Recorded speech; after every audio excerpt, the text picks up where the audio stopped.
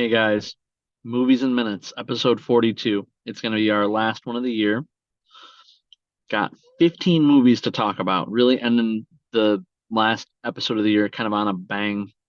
Talk, just kind of covers the majority of December here. The last one we saw was the last episode we did was covered the first couple movies in December, but this is sort of like December like 3rd to the 25th, basically.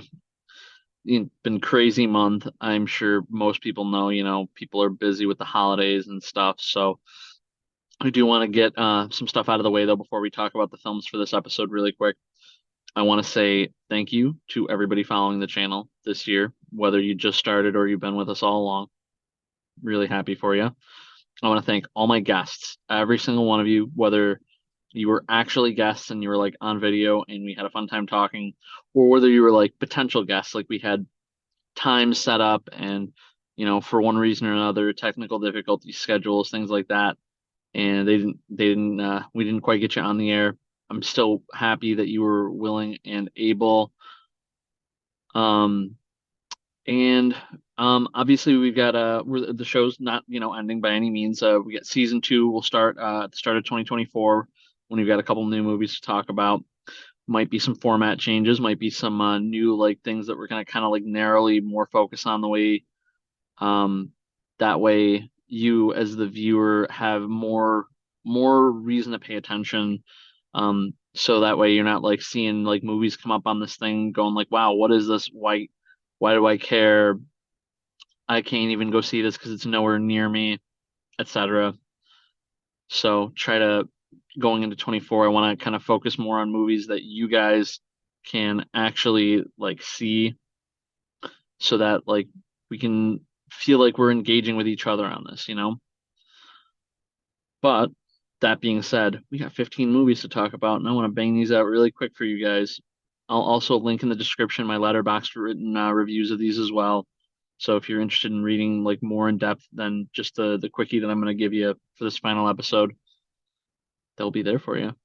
So let's go down this list. First things first, we had Waitress the musical. For anybody not familiar with this, this was a film in the early 2000s and then eventually became a Broadway musical.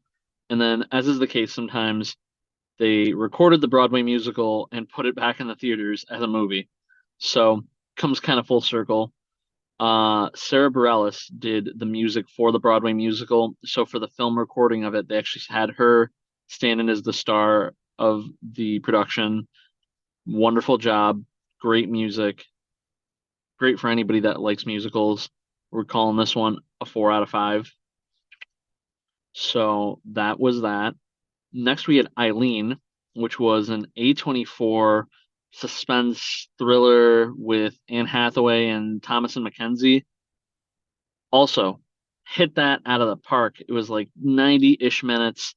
It was creepy, spooky, maybe not necessarily spooky, but it definitely you're kind of on the edge of your seat, kind of wondering what was going to happen. Very enjoyable. 5 stars. Movie 3 is Boys in the Boat. This was a George Clooney directed MGM Amazon film. The title is kind of self-explanatory on this one. It is about a rowing team at a college right about what was it? It was like a pre World War II. I mean, the character interactions are nice. There's a lot about this movie though that just doesn't like have much in the way of a wow factor. For that reason, it was a 3 star movie. If you really like George Clooney and you really like him as a director, give it a shot. Otherwise, you're not missing out on a whole lot with that one. Probably the worst movie on this list for today, The Oath. I don't really have a good way to describe this movie other than to say Native Americans slash like religious zealot type Vikings fighting around 600 AD in ancient America. Billy Zane was in it. I was hoping for a lot more. Just everything about this was bad. The acting was bad.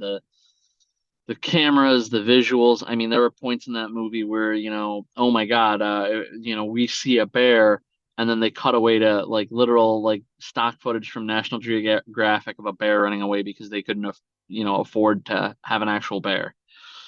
Oh, that hurt. So Oath was 1 star. I would stay away. What's next? We've got Wonka. Wonka, the prequel to the Charlie and the Chocolate Factory movie, with Gene Wilder from the 70s. Also a musical. It was not billed as such, but I didn't mind it by any means. Funny. It really, Timothy Chalamet did a great job playing Wonka. I have nothing but, good things to say about this. It was, not a perfect film, but it was still a really good and enjoyable film. That would be 4 stars. Stick around till the very end too. There's a nice like the way the movie ends is very much like an homage to the original. So there's that. Next we had Christmas with the Chosen, Holy Night. This was a Christmas special that they slapped in theaters from the Chosen TV series. This wasn't actually a movie. In fact, if I could rate this 0 on its face, I would. Initially, I was really upset with this because all it was some musical performances and some small vignettes from the show that maybe were filmed from different perspectives or angles. That being said, the some of the musical performances were decent, and the production values on the vignettes were pretty good. So I kind of give this one a 2.5. You know, upset by being told I'm watching a movie when I'm not, but after looking at what I was given, not bad. What else next? Maestro, which is on Netflix right now. It did have a limited theatrical run, which we did catch. It's a Bradley Cooper acted and directed movie with executive producer credits to Scorsese and Spielberg. It's about a real life composer from the earlier part of the 20th century to the end of his life. Very good movie, very well um, acted and shot. It shifts between black and white and color and just different ages and time periods. Because it is a biopic, it does suffer slightly from what I like to call biopic checklist syndrome, which at certain points of the film, you're just seeing scenes because they kind of have to check off boxes from this person's life, which makes it not as good, as some films with narratives. Next after that, we've got Poor Things, just off the bat, 5 stars, right? Oh, I'm sorry, Maestro was 4 out of 5, but Poor Things, 5 out of 5. Emma Stone, Mark Ruffalo, Willem Dafoe, trippy, steampunky take on like Frankenstein. I don't really want to say much about this movie other than if you're old enough to go see a rated R movie, go watch it and enjoy it. After that, we've got Migration, which is 3 stars. This was a cute little animated movie from Illumination, the guys that do Despicable Me and Mario. And it was just Kumail Nanjiani led duck migration movie, and the fun they have along the way. It's it was a popcorn movie. It was a fun watch. It just but it's not contributing anything crazy to the world of animation, unfortunately. So 3 stars on that.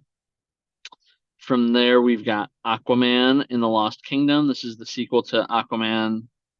My sort of tagline on this that I've been telling a lot of people about is it was a fine end to, let me rephrase that. It's a fine sequel to Aquaman if all you've seen is Aquaman.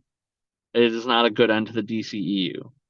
I don't think by any means you need to rush to go watch this one, but again, if you only look at it through the lens of an Aquaman sequel, it's a 3.5. Um, I I don't have a number to give it if I'm looking at it as the end of the DCEU, but Let's see. We're four left, guys. Four movies left. We got Ferrari, which was an Adam Driver biopic of Enzo Ferrari of the, same car name family. Small window of his life that we see about 10 years after the end of World War II and him trying to kind of like get his company to have like, large notoriety around the world.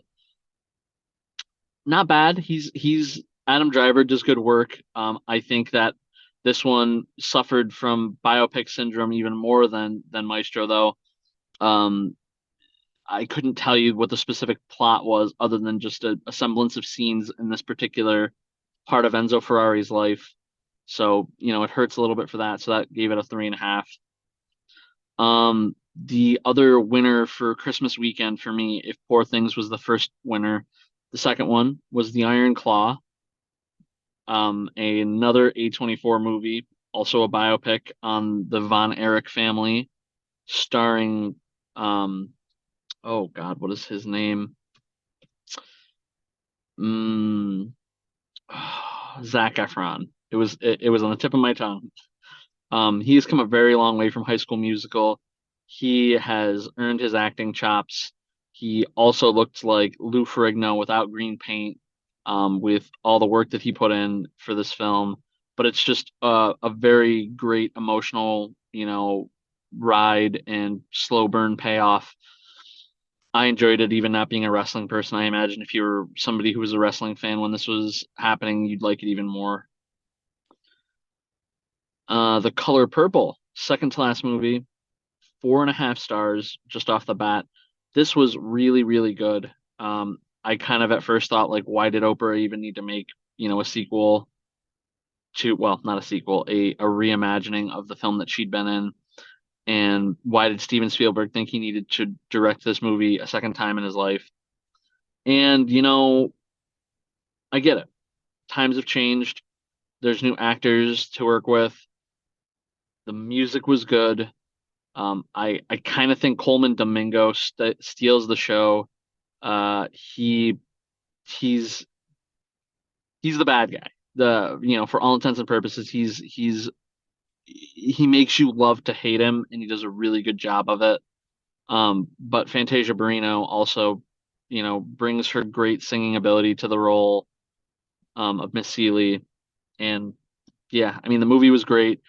Um, I think the only real drawback to this one to make it 4.5 out of 5 instead of five is the length was just a little bit long. There are a handful of things that could be cut that when you see the thing from A to B that you're like, well, we didn't really need to know this kind of thing. So in the last movie of the year, the Sydney Sweeney led rom-com Anyone But You.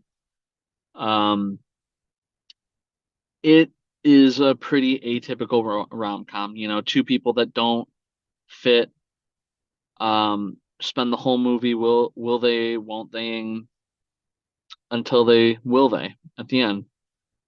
Um, Giving you specific details I don't think would change a whole lot on that. You're here for the chemistry between, actors, and you're here for a laugh. Again, nothing too crazy. 3 stars on this one. And as far as I know, it was the last release of the year for anything, major or wide. A lot of these are still in the theater. I would say like everything from pretty much everything from like The Boy in the Boat up, not counting like some of these like smaller like releases like The Oath and Chosen. But if you're looking at any of these big things, they're all still readily available for you to watch. I would love, given that it's just been me and you for the last couple episodes, if you got any comments, if you watched any of these movies, feel free to let me know what you thought about them in the comments, right? Let me know, hey, I disagree. I think Aquaman was a 5-star movie, or hey, Poor Things was shit, and this is why.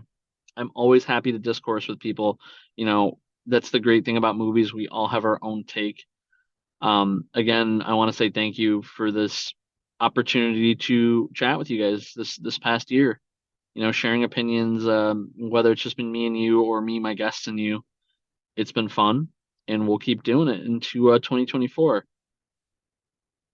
I've been your host here, Nabil Khan, Nab K, the friendly neighborhood comic book dude. and I'll catch you guys in 2024.